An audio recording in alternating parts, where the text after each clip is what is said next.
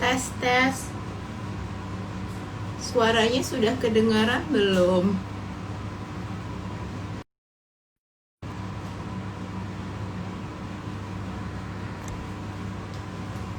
Udah deh, nggak usah pakai headset. Oke. Halo, halo. Selamat sore teman bumi. Apa kabarnya? Semoga semua dalam keadaan sehat dan belum bosen di rumah aja. IG Live sore ini kita akan kedatangan seorang dokter anak yang dulu kita udah pernah IG Live juga sama beliau, tapi IG Live yang sebelumnya itu membicarakan tentang pencernaan anak. Tapi hari ini kita akan membahas mengenai masalah GERD pada anak. Nah, GERD itu kan biasanya penyakit yang selalu menyerang orang dewasa ya, dan rata-rata katanya iya GERD itu menyerang orang dewasa karena stres atau pola hidup yang tidak baik. Loh, kok GERD bisa menyerang anak ya? Sebelumnya aku jelaskan sedikit, GERD itu adalah yang disebut tentang gangguan lambung pada anak yang disebabkan naiknya asam lambung ke kerongkongan anak. Itu penjelasan yang aku tahu tentang GERD. Tapi untuk lebih jelasnya, kenapa nggak kita langsung aja ngobrol-ngobrol dengan Dokter Aryani yang adalah dokter spesialis anak dengan subspesialis di gastrohepatologi anak, yang juga beliau adalah salah satu dokter di Kejora Indonesia. Kita undang ya Dokter Aryani. Sebentar, Dokter Aryani.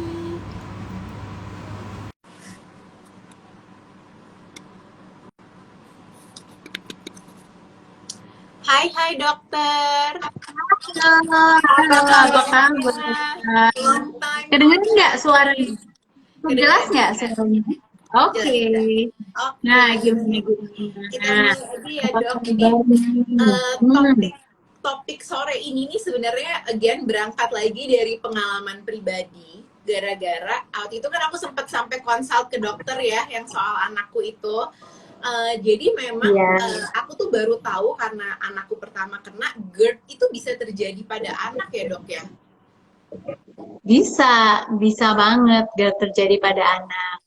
Jadi biasanya yang namanya anak usia bayi itu masih lemah di katup antara kerongkongan atau saluran cerna dengan lambungnya.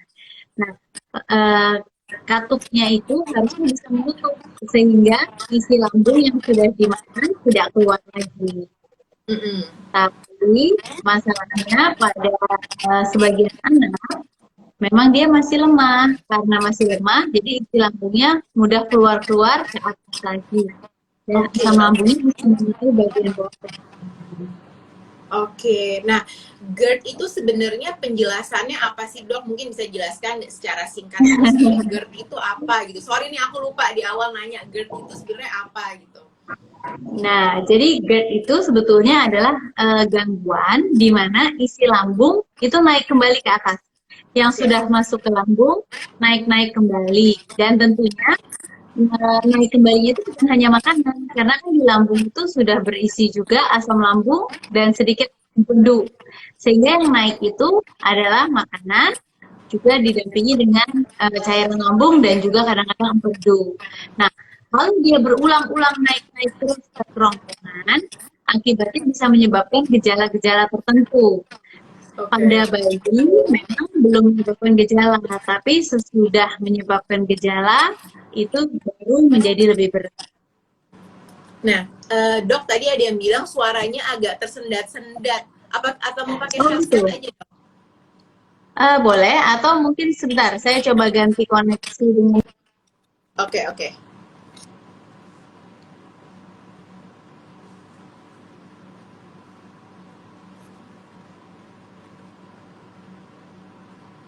Sebentar ya, dokternya sedang ganti koneksi biar suaranya lebih bagus.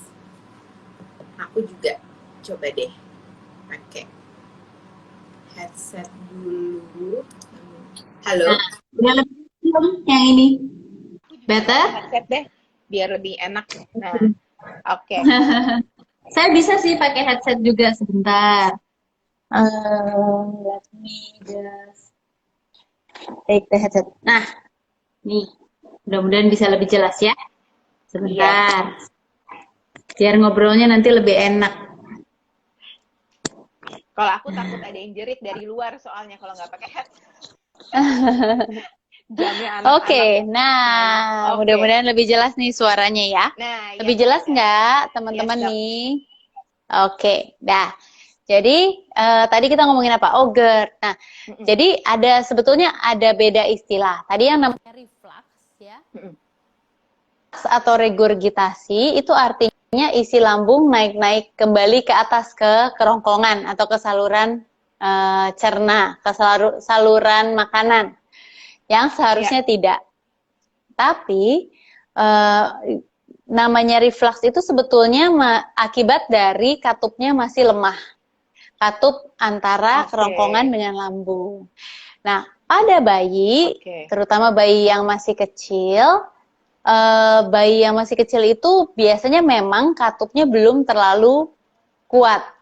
Jadi dia masih lemah sehingga nanti seiring dengan berjalannya waktu sampai dengan usia sekitar 6 bulan baru mulai agak rapat otot-ototnya, dan sampai dengan 1 tahun baru mulai lebih rapat lagi, lebih kuat gitu.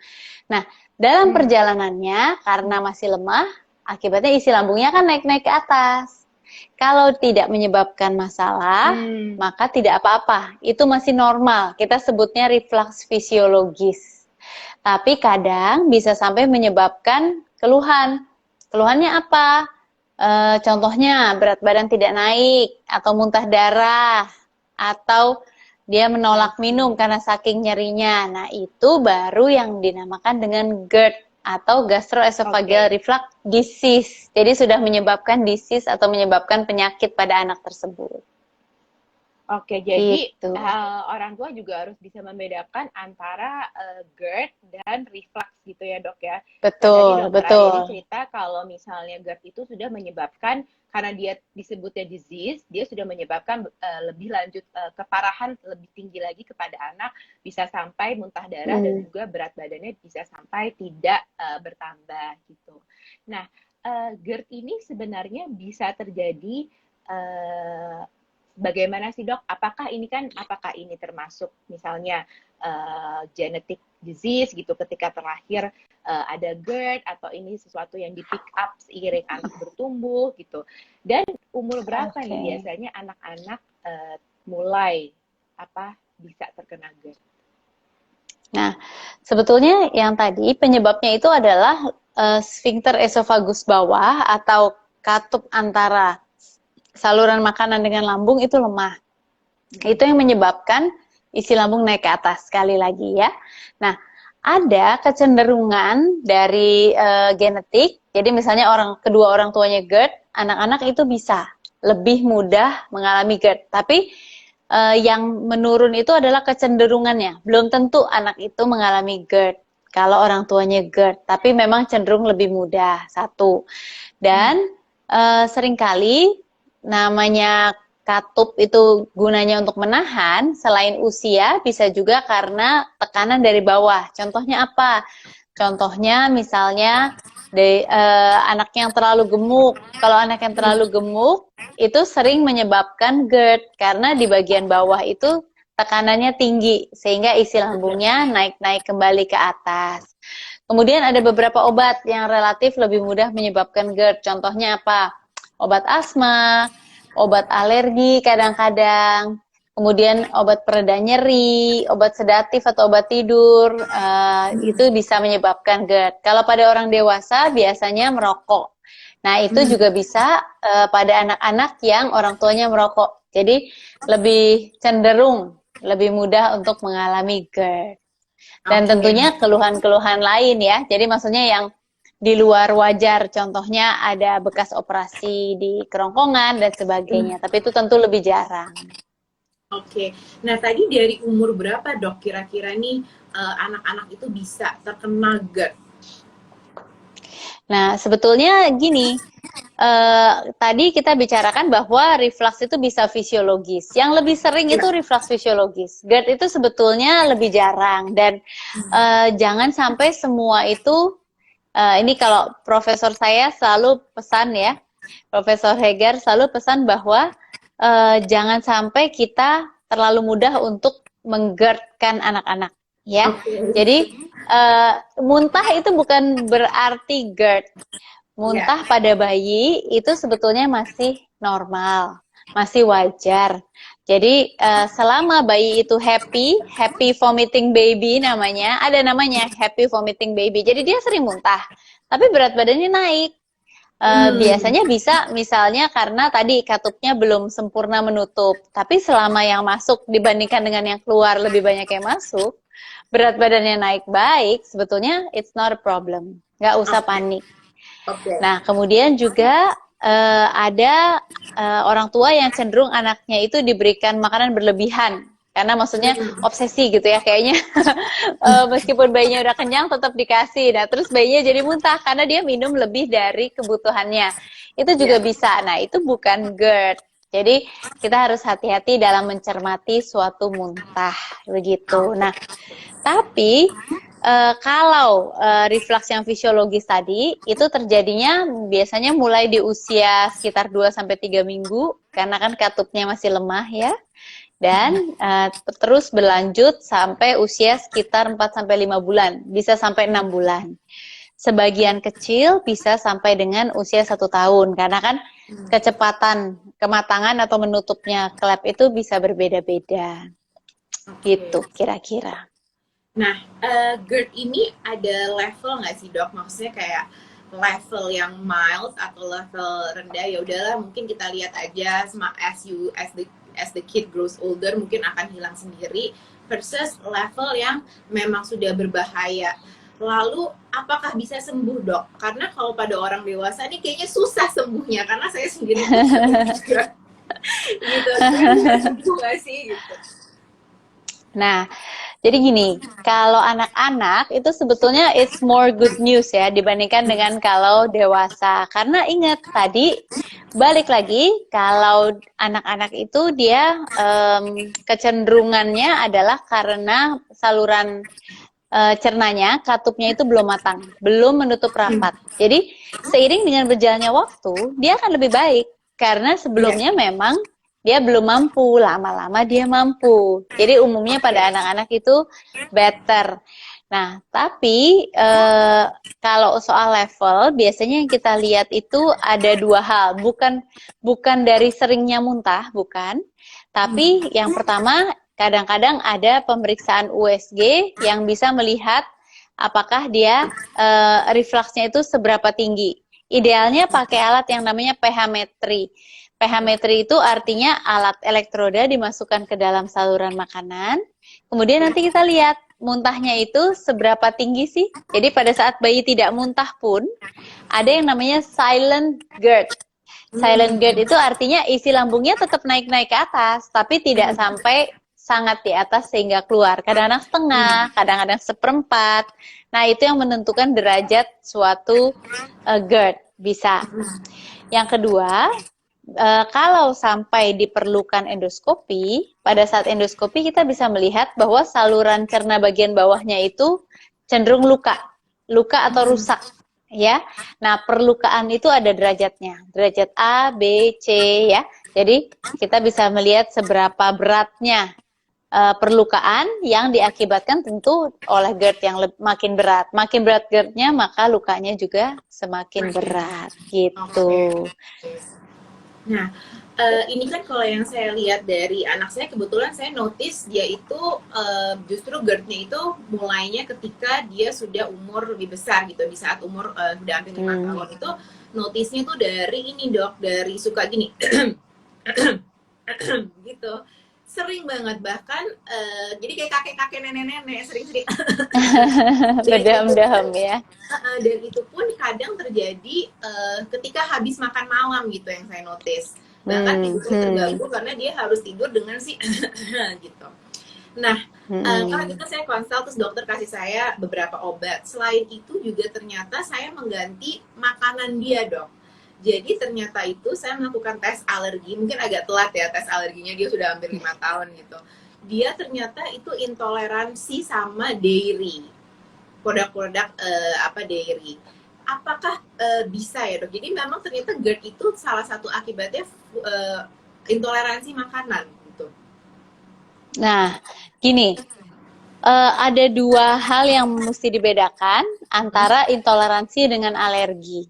Ya, Oke. dua-duanya bisa menyebabkan atau memperberat GERD, tapi dengan mekanisme yang berbeda. Kalau alergi itu memang artinya seorang anak itu sensitif terhadap protein susu sapi. Ingat, yang namanya susu itu ada karbohidrat, protein, sama lemak, ya. Nah, namanya alergi itu adalah alergi terhadap si protein. Jadi pada saat dia memakan atau mengkonsumsi susu sapi dan turunannya, maka akan menimbulkan alergi dan bisa timbul gejala-gejala GERD. Ya. Tapi kalau intoleransi itu adalah sensitif terhadap karbohidrat. Jadi beda, bukan terhadap protein. Apa yang terjadi? Biasanya anak tersebut enzimnya itu berkurang. Enzim yang namanya enzim laktase. Biasanya itu wajar terjadi pada anak-anak terutama di Asia ya.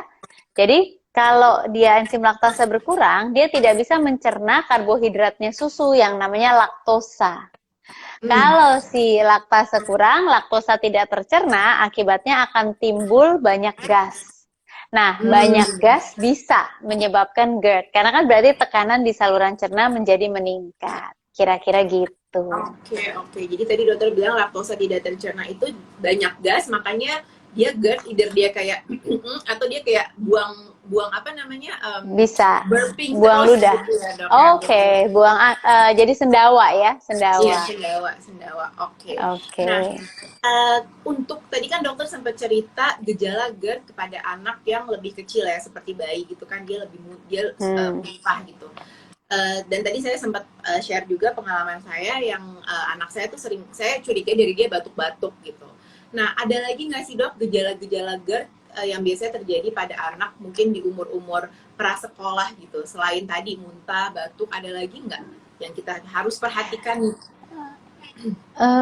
Sebetulnya gini, gejala GERD itu bisa berbeda-beda tergantung pada usia seorang anak. Contohnya kalau anak bayi ya, misalnya anak bayi usia 3 bulan, 4 bulan, gejalanya itu bisa dia males minum, atau pas diberikan minum, awalnya mau, habis itu dia menjerit-jerit karena ada yang luka di dalamnya.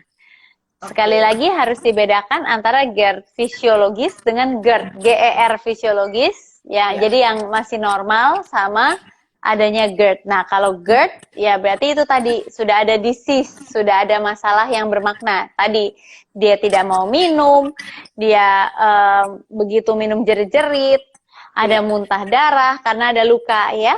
Kemudian bisa jadi berat badannya yang pasti tidak tumbuh dengan baik. Nah, itu harus dibantu, harus diobati kalau sudah terjadi hal-hal seperti itu.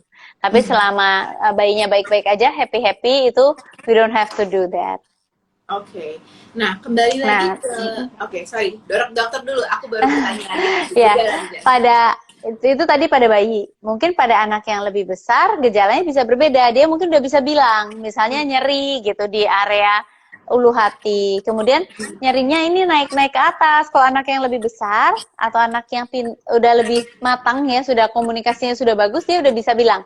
Jadi ini rasanya naik-naik ke atas, perih gitu. Kemudian selain perih, kadang bisa merasa sesak nafas.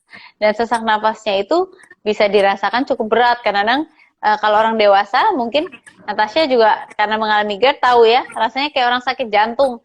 Oh, di sini kok sakit banget gitu ya. Dan biasanya memang lebih dominan pada malam hari atau pagi hari begitu bangun tidur. Iya. Itu kenapa sih dok? Kenapa pada malam hari dan pagi hari? Kalau malam hari kan mungkin kejadiannya kita suka habis makan gitu, anak-anak suka habis makan, ya, betul, santai-santai tiduran tidak dalam posisi yang benar, ya, gitu, misalnya, atau exactly, ya betul. lagi gitu sebelum makan. Tapi kalau pagi hari itu kenapa kan kita udah tidur gitu dok?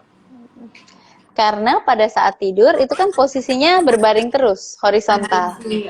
Karena itu pada anak-anak yang GERD itu penting sekali untuk naik posisinya. Jadi kepalanya harus lebih tinggi. Kalau bisa 30 derajat sampai 45 derajat. Jadi bukan naik basa-basi ya. Kalau cuma bantal didobel aja kadang-kadang nggak bisa terlalu tinggi. Bentuknya itu seperti duduk di kursi pantai. Jadi agak tinggi gitu ya, setengah duduk. Nah itu baru biasanya merasa agak enakan. Dan kalau mau lebih baik, usahakan jangan makan menjelang tidur. Kalau bisa makan itu terakhir 3 jam sebelum tidur. Dengan begitu lambung akan cenderung kosong dan merasa lebih baik. Oke, tapi kalau minum susu saja seharusnya oke ya dok ya? Boleh, tapi minum susunya pun jangan terlalu banyak. Karena kan lambung itu butuh waktu untuk mengosongkan, meskipun itu cairan. Cairan lebih cepat daripada benda padat, daripada makanan padat. Tapi tetap butuh waktu untuk mengosongkannya. Oke, nah lalu misalnya nih dok ya, anak kita udah curiga gitu ya, anak kita terkena GERD. Biasanya sementara orang tua kayak, aduh kayaknya belum berani nih bawa ke dokter gitu ya, apalagi sekarang lagi keadaan pandemi seperti ini gitu. Apa sih dok biasanya penanganan yang aman gitu kan? Tadi kan dokter cerita sebaiknya kalau memang sudah curiga seperti itu, anaknya tidurnya dengan bantal 2. Itu saya jalanin banget di rumah, betul. dan alhamdulillah benar-benar bisa terbantu. Much better kan? Much better, dia nggak gitu lagi gitu. Nah, apalagi sih dok yang bisa orang tua nih, misalnya apakah mungkin dia harus melakukan diet beberapa makanan yang bisa menyebabkan GERD, atau ada nggak tips-tips untuk membantu orang tua supaya bisa menangani ini di rumah dulu? Nah, kalau mau, kita bisa melakukan tadi positioning itu udah paling penting ya. Ingat, itu yang penting yang dilakukan di rumah. Karena orang tua selalu tanya, minum obatnya sampai kapan? Sampai kita bisa membuat anak ini tidak bergejala tanpa obat. Dan salah satunya tadi, dengan posisi dia langsung agak enakan. Karena kan otomatis namanya botol, anggaplah botol ya. Botol yang lehernya terbuka, botol kecap gitu ya. Kalau ditaruh horizontal, udah pasti separuh isinya keluar, betul nggak? Tapi kalau kita taruh miring begini, biarpun penuh, dia nggak tumpah. Jadi itu agak membantu. Tentu lambung itu berbeda sama botol, karena botol diem aja. Kalau lambung itu masih ada peristaltiknya, gerak-gerak ototnya. Jadi tetap masih bisa terjadi muntah atau reflux meskipun posisinya seperti ini, tapi tentu sangat berkurang dibandingkan dengan kalau tidak sama sekali. Kemudian kalau bayi minum dari botol susu atau pas menyusu di puting, pastikan bahwa itu semuanya latchingnya, perlekatannya itu betul. Jadi tidak ada udara yang ikut masuk selama si bayi mengisap. Karena kalau bayi mengisap kemudian udara ikut masuk, akibatnya akan ada aerofagi. Aerofagi artinya udara ketelan. Nah, artinya lambungnya itu yang harusnya kapasitasnya sekian diisi setengah oleh minuman, mungkin separuhnya lagi diisi udara jadi penuh. Penuh sebelum waktunya, sehingga bayi cenderung lebih mudah untuk muntah. Begitu. Jadi tekanannya kan menjadi tinggi ya, seperti model intoleransi tadi. Nah, kemudian kita bisa melakukan pengentalan susu. Biasanya susu ditambahkan dengan 1 sendok tepung beras. Itu bisa. Tapi kalau untuk yang ini sebaiknya konsultasikan dulu dengan dokter. Karena ingat, tidak semua muntah itu adalah GERD. Ada beberapa hal yang ringan. Misalnya tadi happy vomiting baby. Tapi ada juga gejala-gejala yang berat. Misalnya apa? Ternyata ada sumbatan di ususnya. Ternyata ada selaput bawaan di usus 12 jarinya yang namanya duodenal web. Bisa juga ada otot-otot di lambung bagian akhirnya itu ternyata menebal sehingga harus dioperasi. Jadi mau kita atasi GERD seperti apa, dia pasti tetap akan muntah. Nah, hal-hal yang itu yang cukup berbahaya. Ingat, misalnya infeksi tertentu seperti infeksi saluran kemih pun itu bisa menyebabkan muntah-muntah yang sangat hebat. Jadi baiknya dilakukan evaluasi, apalagi kalau sudah berkepanjangan. Nah, berkepanjangannya itu berapa lama, Dok? Orang tua harus kayak, oke, this is it, gue nggak harus bener-bener langsung cek thoroughly gitu anaknya. Sebenarnya gini, sebenarnya nggak ada patokan khusus berapa lamanya, tapi awasi kalau misalnya berani mengatasi sendiri atau mengawasi sendiri, kita harus tahu apa yang harus diawasi. Satu, berat badan. Kedua, asupan makanan. Ketiga, ada gejala lain, contohnya diare hebat atau muntah darah. Nah, kalau ada hal-hal itu, misalnya berat badannya naiknya kurang bagus, kemudian dia nggak mau makan atau menolak makan, atau kalau begitu makan atau minum jerit-jerit, menangis, ya, terus menolak, begitu lihat makanan udah kelihatan horor. Kemudian ada ya itu tadi gejala muntah darah, kemudian atau gejala lain, buang air kecil, nangis-nangis, atau ada diare, atau ada riwayat terbentur yang sangat keras, kemudian terjadi muntah-muntah. Nah, itu semua adalah gejala-gejala yang perlu diatasi oleh dokter. Dan jangan lupa, jangan sampai tunggu dehidrasi ya. Sejak pandemi ini sering sekali pasien-pasien datang ke IGD dalam keadaan sudah cukup berat. Padahal hanya sekedar diare misalnya. Diare tapi didiamkan 10 hari karena takut ke rumah sakit. Anak-anak itu sangat mudah dehidrasi. Kalau udah seharian muntah-muntah hebat dan banyak, udah mendingan cepet dibawa karena pasti sudah dehidrasi. I see, oke. Jadi Gitu pokoknya ya. itu juga boleh perhatikan di rumah, tapi misalnya udah muntahnya udah lumayan lama dan juga disertai dengan diare, apalagi berat badannya mulai menurun, segera langsung cek ke dokter. Ya. Nah, Dok, kalau di orang dewasa itu kan GERD tuh terjadi karena kita stres, ya Dok, tuh sering banget. Aduh, GERD nih ternyata ya stres, gantilah pola hidup, jangan tidur kemalaman, jangan terlalu pusing urusan kerjaan gitu ya. Nah, ini bisa juga nggak sih terjadi sama anak, Dok? Maksudnya gini, anak-anak kita ini tanpa kita sadari, itu juga mungkin stres, apalagi mereka yang biasanya aktif di luar gitu ya, berteman dengan anak seumurnya di luar, bersekolah, tiba-tiba di rumah aja berbulan-bulan tanpa ada misalnya anak seumuran gitu, terus tiba-tiba kok jadi GERD gitu. Nah, apakah pada anak ini stres dan pola hidup bisa mengakibatkan GERD tersebut, Dok? Kalau stres mungkin tidak terlalu dominan ke arah GERD pada anak-anak. Tapi kalau seperti gastritis gitu bisa, yang seperti sakit mah gitu itu bisa. Nah, kalau soal pola hidup itu sangat bisa. Jadi satu, kurang olahraga. Kedua, obesitas ya atau kegemukan tadi karena kan tekanan dari bawah itu lebih besar. Kemudian ketiga, kalau orang tuanya merokok itu anak lebih mudah mengalami GERD. Kemudian kalau untuk GERD harus mengurangi sedikit makanan-makanan yang berlemak.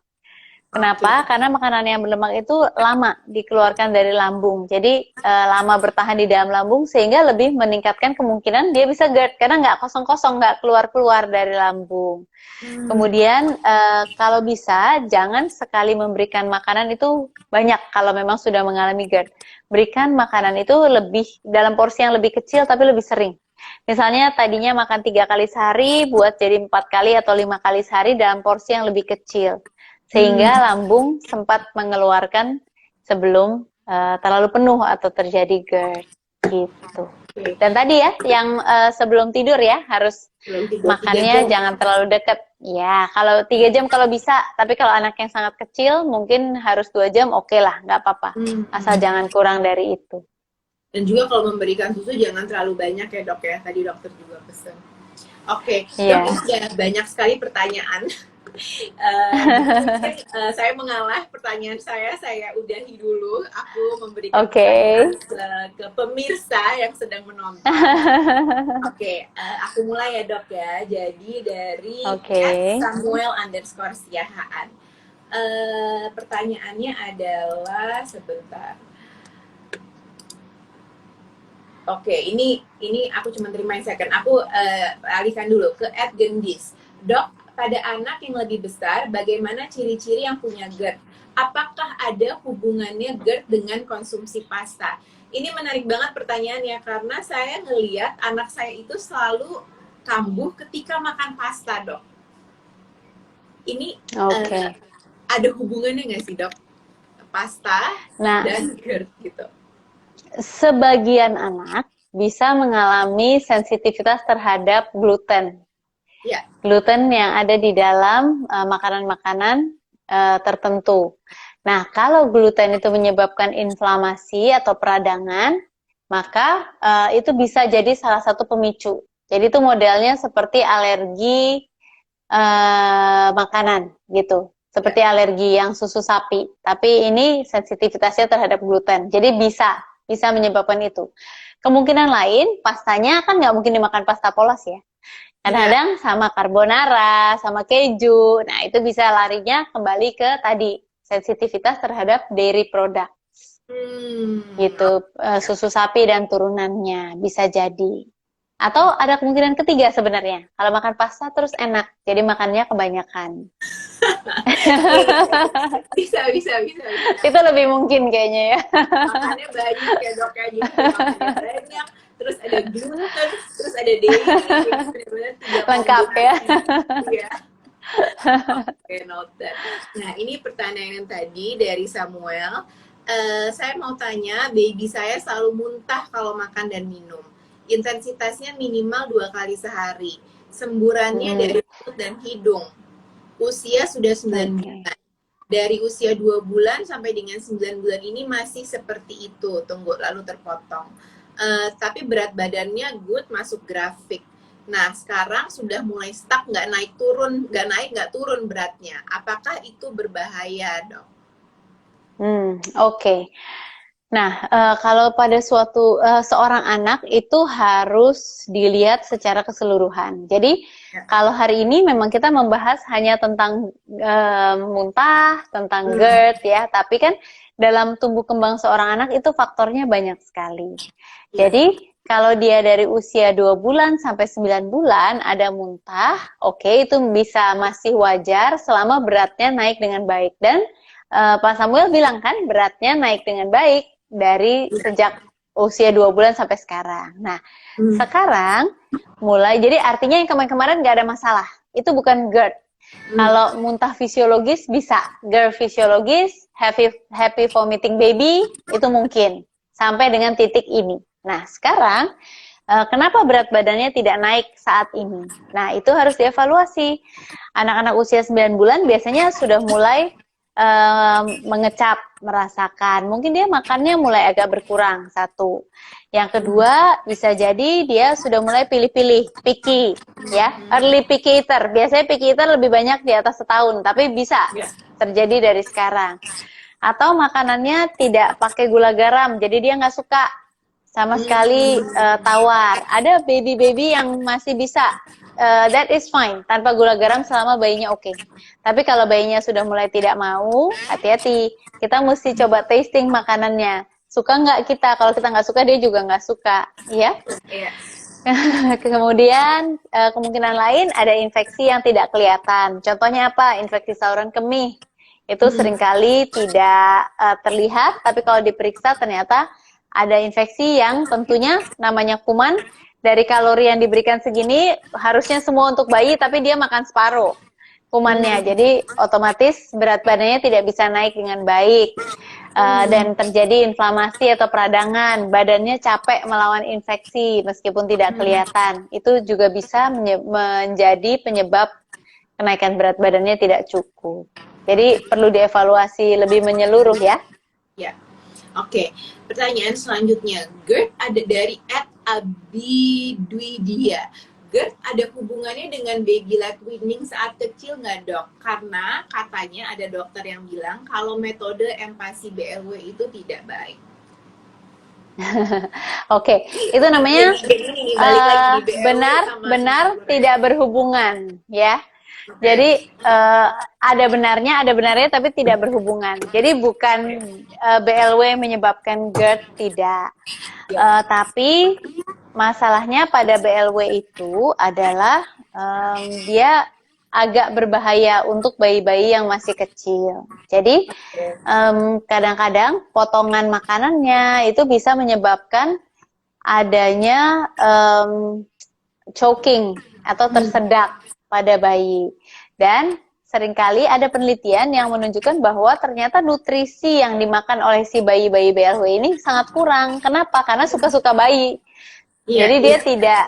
tidak disiapkan untuk mengandung nutrisi makronutrien dan mikronutrien yang cukup. Jadi itu sebabnya BLW tidak direkomendasikan pada bayi yang baru mulai makan.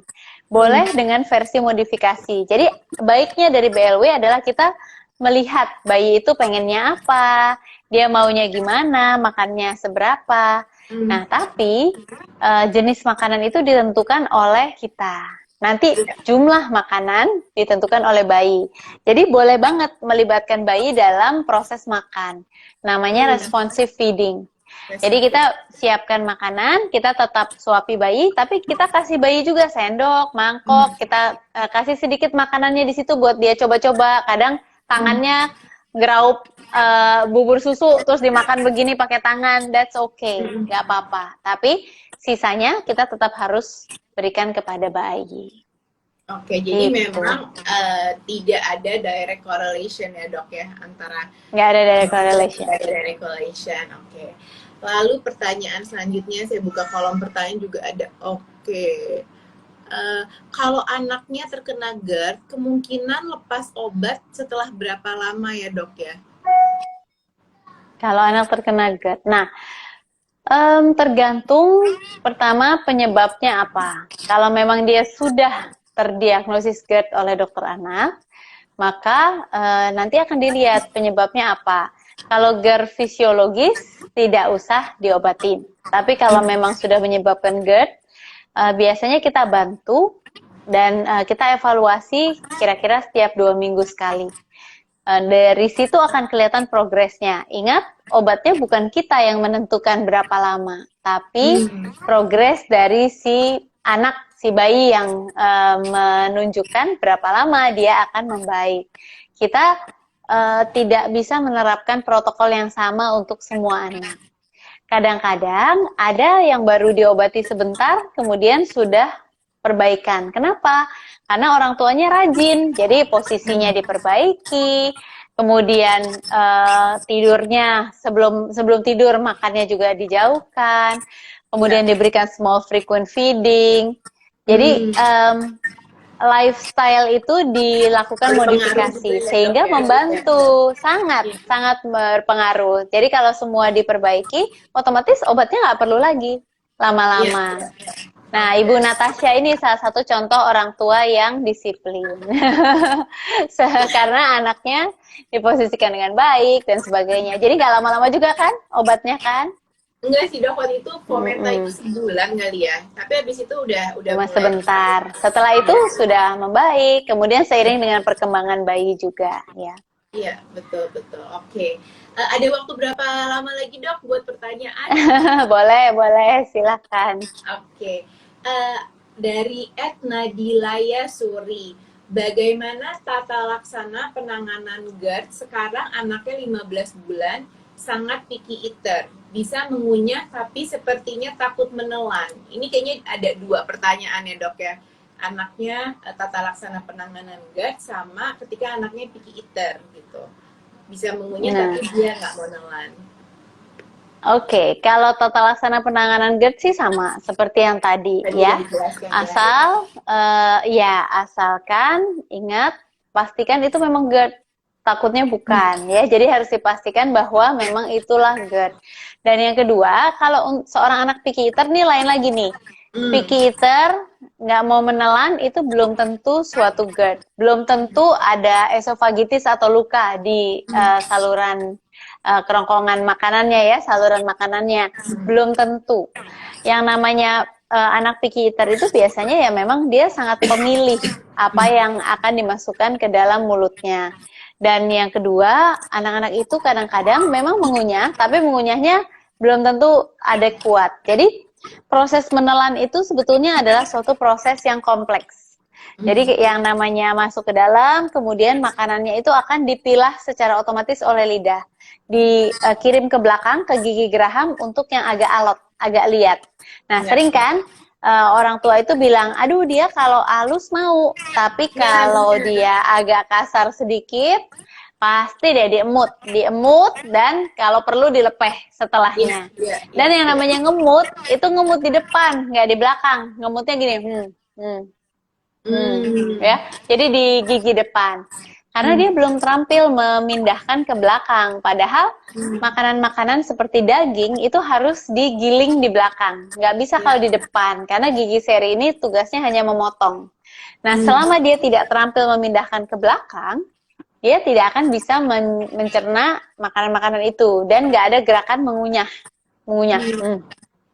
Ya, nah yang itu harus dilatih kalau memang gerakan mengunyahnya belum optimal. Karena bayangin kalau kita makan daging utuh, kalau ditelan kayak kapsul ya bisa sih, tapi kan nggak nyaman untuk dimakan terus-menerus. Jadi akhirnya lama-lama dia akan menolak karena dia belum bisa mencernanya dengan baik gitu. Oke. Jadi kalau misalnya memang yang anaknya terkena GERD itu, apakah tekstur makannya harus disesuaikan, Dok? Nah, tekstur makan memang disesuaikan hanya for the sake of supaya dia makan dan nutrisi masuk. Tapi kan kita juga harus memulai proses melatih supaya anak itu tidak terus-terusan seperti itu. Pernah saya dapat anak usia 3 tahun di klinik saya yang baru bisa minum susu saja. Bahkan bubur halus pun dia nggak bisa, usia 3 tahun. Jadi itu karena kita sebagai orang tua itu terlalu permisif. Jadi, oh ya udah deh, nggak mau, oke balik lagi, nggak mau, oke balik lagi, nggak mau, oke balik lagi. Jadi harus ada proses untuk melatih, memeriksakan mungkin kalau memang dia tidak bisa dilatih sendiri di rumah. Tapi melatih itu harus rajin ya.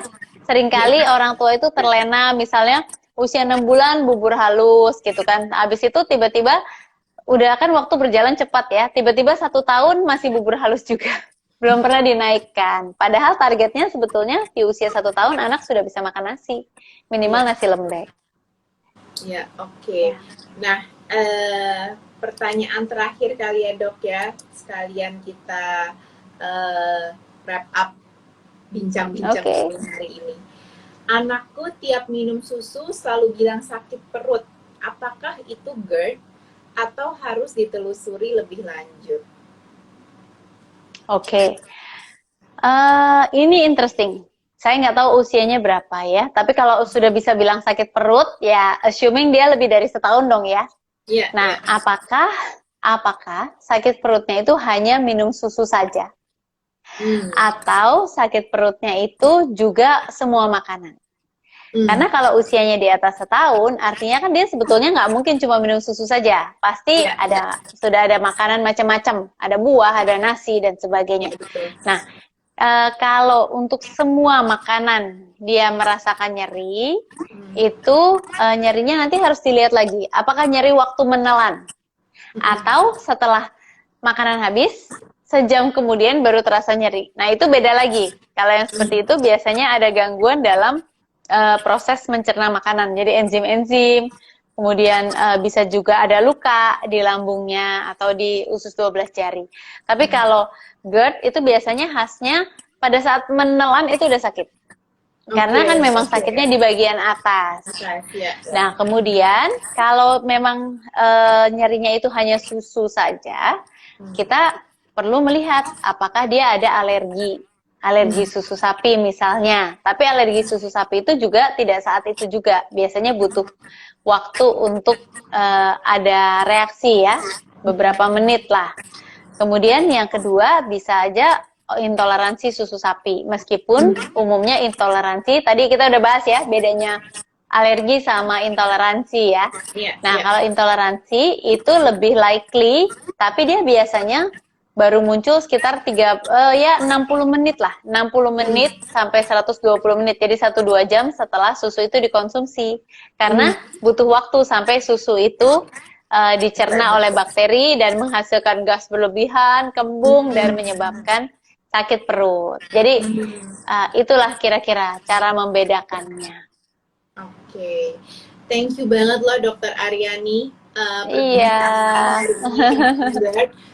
Semoga seru ya kita ya. Kalau masalah pencernaan anak tuh kayaknya nggak selesai-selesai sih dok. Kalau yang mungkin waktu kecil mereka sering gumoh atau muntah yang berlebihan, tapi you call it tadi kan apa namanya happy vomiting, kita oke gitu. Happy Terus nanti vomiting mulai nih baby. makan, tumbuh alergi-alergi sedikit, tiba-tiba pas udah gedean dikit, kok batuk-batuk kayak kakek-kakek gitu. Jadi kayak nggak selesai-selesai gitu kan masalah pencernaan. Belum juga nanti ada diare gitu. Kita ini banget Bumi ini very lucky to have you as our narasumber. Setiap kali berbincang tentang masalah pencernaan enak banget dengerinnya dan juga gampang sekali dicerna oleh ibu-ibu. Thank you banget ya Dokter Aryani. Terima kasih undangannya. Terima kasih. Mudah-mudahan nanti kapan-kapan bisa ngobrol lagi ya. Iya. Thank you juga buat tim Kejora yang selalu mensupport ketika Bumi membutuhkan narasumber. Sehat-sehat selalu ya, Dokter Aryani. Semoga iya. Kembali. Sukses selalu Bumi ya. Thank you, Dokter. See you.